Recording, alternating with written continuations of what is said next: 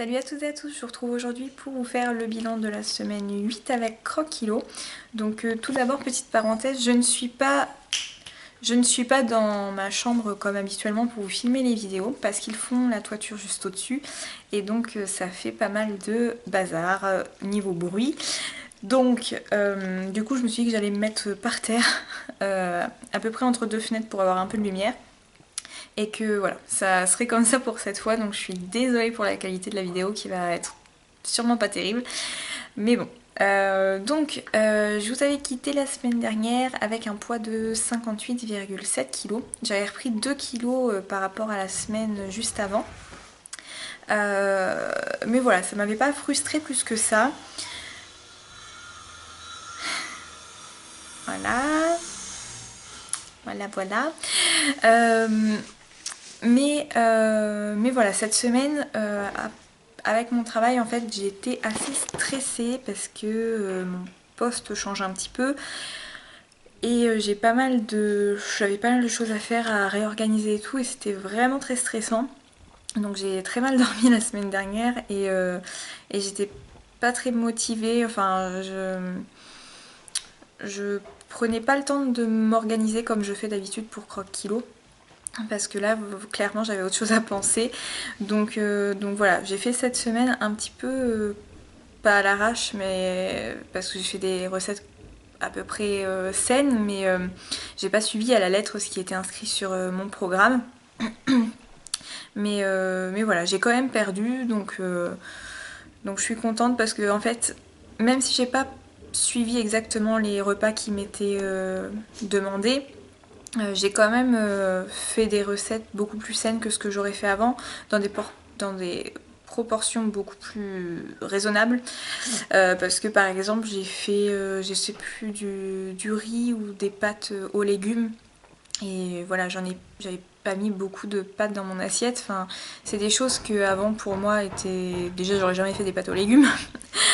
Mais voilà, du coup, là, j'ai fait ça en une portion tout à fait normale et avec des légumes et c'était hyper bon.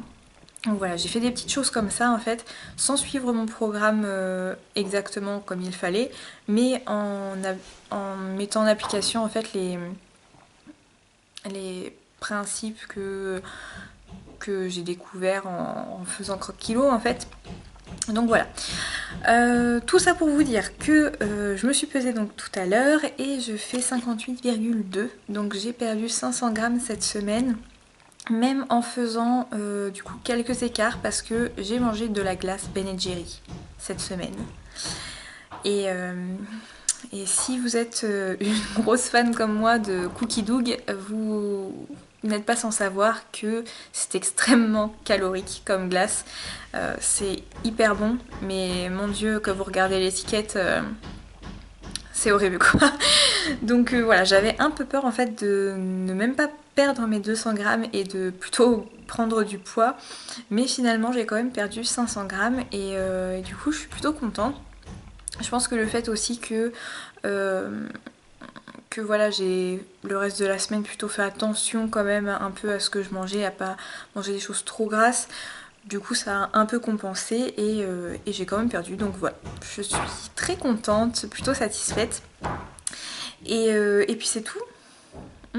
J'ai pas repris mes centimètres, en fait ça fait un petit moment que j'ai pas repris mes centimètres, donc je pense que quand j'atteindrai là les 57, on croise les doigts pour la semaine prochaine, je me mesurerai pour voir un peu ce que j'ai perdu.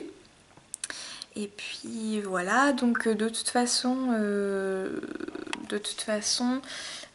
qu'est-ce que je voulais vous dire?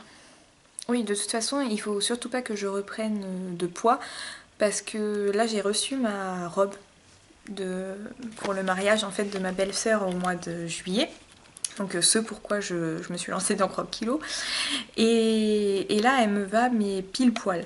Donc si je prends, si je reprends 2 kilos, c'est mort, je pourrais pas la fermer. Ou je pourrais la fermer mais il faudra que je sois en apnée.